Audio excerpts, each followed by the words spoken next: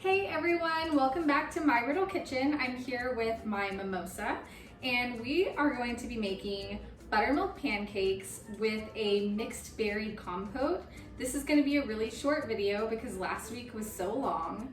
So let's go ahead and get into it. Okay, to start we're going to take a small saucepan and heat it over medium.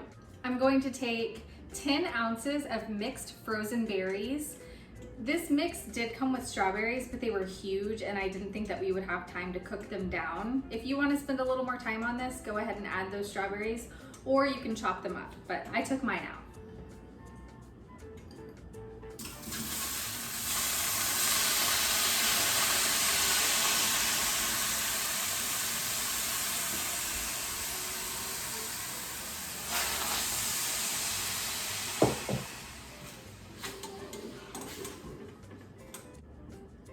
What we're doing right now is just heating up these berries.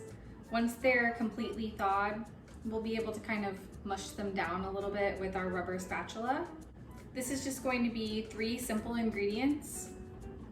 We have our mixed berries, sugar, and cornstarch. The cornstarch isn't absolutely necessary, but I do like that it thickens the mixture just a little bit so that it sits on top of the pancakes instead of immediately soaking through, if you know what I'm talking about. All right, we're getting some bubbles happening. That's what we're looking for. Now we're going to add 1/2 cup of sugar. You are more than welcome to cut down on the amount of sugar added. I just find blackberries and raspberries really tart, and I'm wanting a sweet breakfast, so I'm adding a good amount of sugar. You don't have to do it if you don't want to. Keep in mind, this portion of the recipe is optional. It's just a topping that I really enjoy for my pancakes, but you can go the classic route and just put butter and maple syrup. Agave is great, whipped cream, whatever you have on hand is perfect for a simple pancake breakfast. You don't have to go crazy or spend a lot of money. Now I'm going to stir in my cornstarch and water mixture. I have 1 teaspoon of cornstarch and 1 tablespoon of water whisked together until smooth.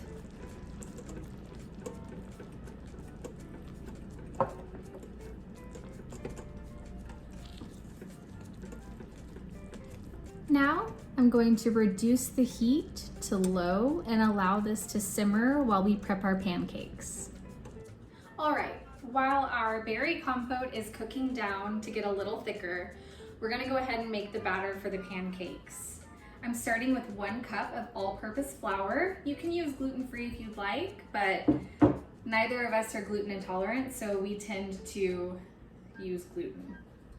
Now I'm adding 1 tablespoon of white sugar, 1/2 teaspoon of sea salt, 2 teaspoons of baking powder, and 1/4 teaspoon of baking soda. We'll give it a little whisk.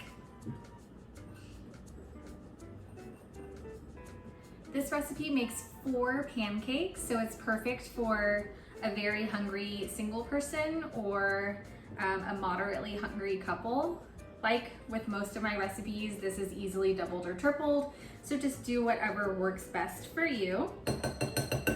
If you remember from last week, we did the same method. We took soy milk and added vinegar, and that made buttermilk. And we're doing the same thing for this recipe because in the South, we use a lot of buttermilk. I don't know what it is, but we do it. So I have 1 cup of unsweetened coconut milk, 1 tablespoon of vinegar. You can use apple cider or white vinegar. And in this dish, I have 1 tablespoon of vegetable oil and 1 teaspoon of vanilla.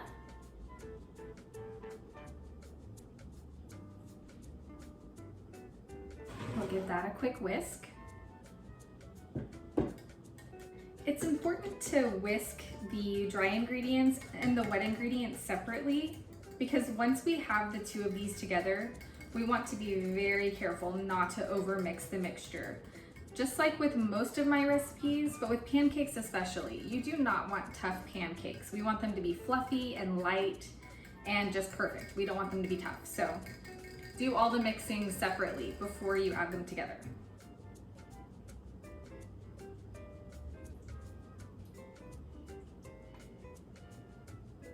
Give it a mix. When making pancakes, it's okay to have little lumps. It's perfectly acceptable.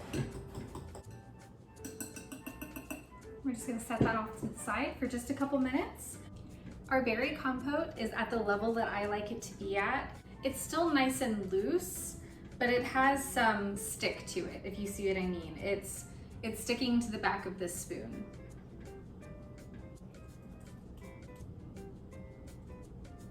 All right, my griddle is nice and hot. The way that I can tell this is it's kind of smoking a little bit, so I turned the heat down. But I just have a little bit of water over here. I'm gonna get it on my fingers and listen.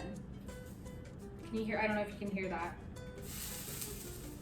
If it sizzles, it's ready. So we're using a 1/2 cup.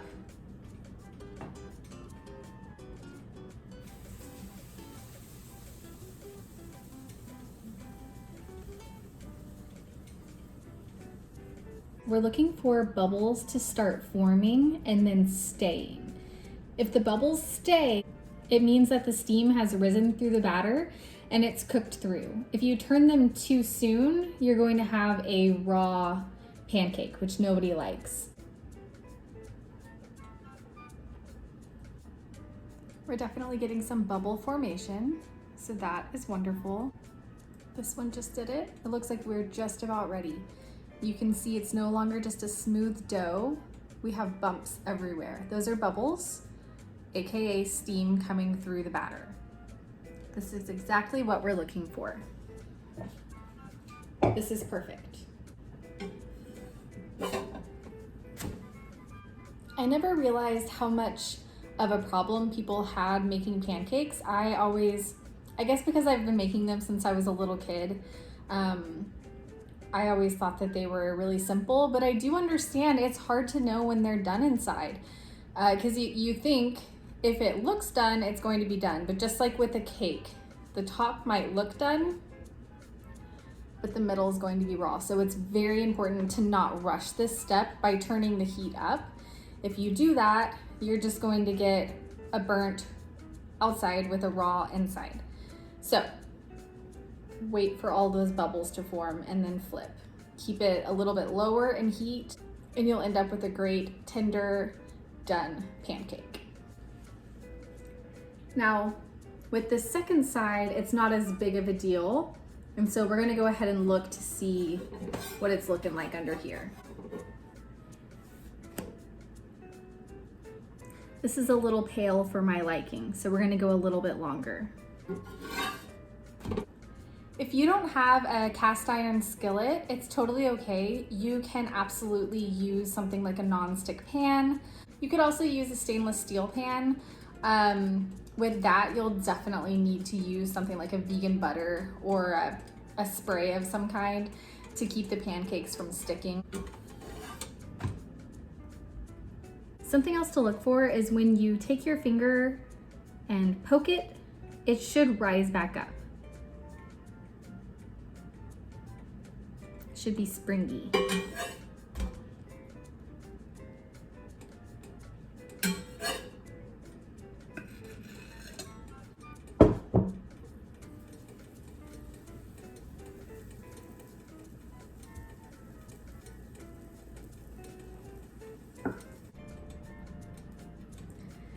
These initial bubbles are not the same as the bubbles that we're looking for. This is just because we have agitated the dough and it's still having a chemical reaction with the vinegar and baking soda.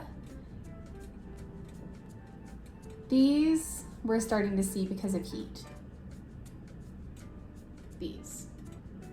They're a little bit slower. They take longer to pop. We're gonna give it just a little bit more time. Even though the bubbles are forming, I know that because I just poured this on, it's not golden brown yet. And I like a golden brown pancake. So I'm gonna give it a little bit more time. They say a watch pot never boils. Is that the same with a watch pancake? Does it never brown? These are the things I think about.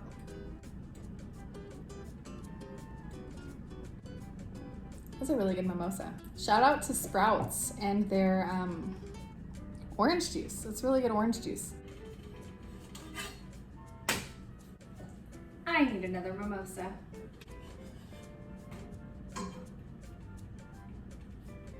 My first flip wasn't the color that I wanted, so I went ahead and let this side cook. I'm gonna flip it over and let the other side get to the color that I like. So I wanted to say, there are lots of fun things you can do with these pancakes. You could add fresh or frozen blueberries. You could add sprinkles to make them funfetti. You could add chocolate chips. You can add cinnamon. You could mash up some banana and make them banana pancakes. You can add the zest of 1 lemon and the juice of 1 lemon instead of vinegar and with the milk, and then add poppy seeds, and you can have lemon poppy seed pancakes. Then you could also make a really simple glaze, which would just be powdered sugar, lemon juice, and a little bit of water. Whisk it up, put that over the pancakes. Perfect. So next week I'm going to show you guys how to make my tofu scramble, and then we're going to also make homemade hash browns, which are super delicious and easy to make. It's perfect, oh my gosh. If you notice, I'm getting a little bit of stickage. I'm not using any oil, A, because I'm just trying to cut down on the amount that I'm using, and B, I find that it makes the outside a little crispy, and I'm not really looking for that. I still want it to be a nice, soft pancake. I don't want to fry them. But if you're getting really bad stickage, go ahead and use some vegetable oil or vegan butter, spread it on the pan. It does add nice flavor.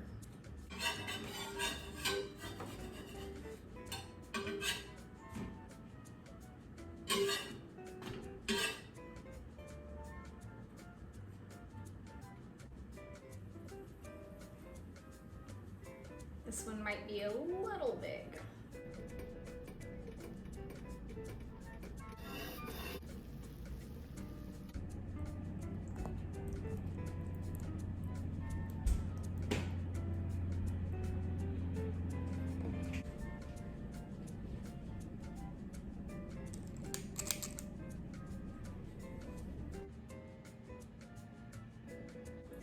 Alright guys, I hope you enjoyed my buttermilk pancake recipe. You can find it on my website, which is myriddlekitchen.com. If you like this video, please hit like and subscribe and share with your friends if you feel so inclined. Don't forget to follow me on Instagram and Facebook at myriddlekitchen. I'll see you guys next week for some hash browns and tofu scramble. I'm gonna eat these pancakes now.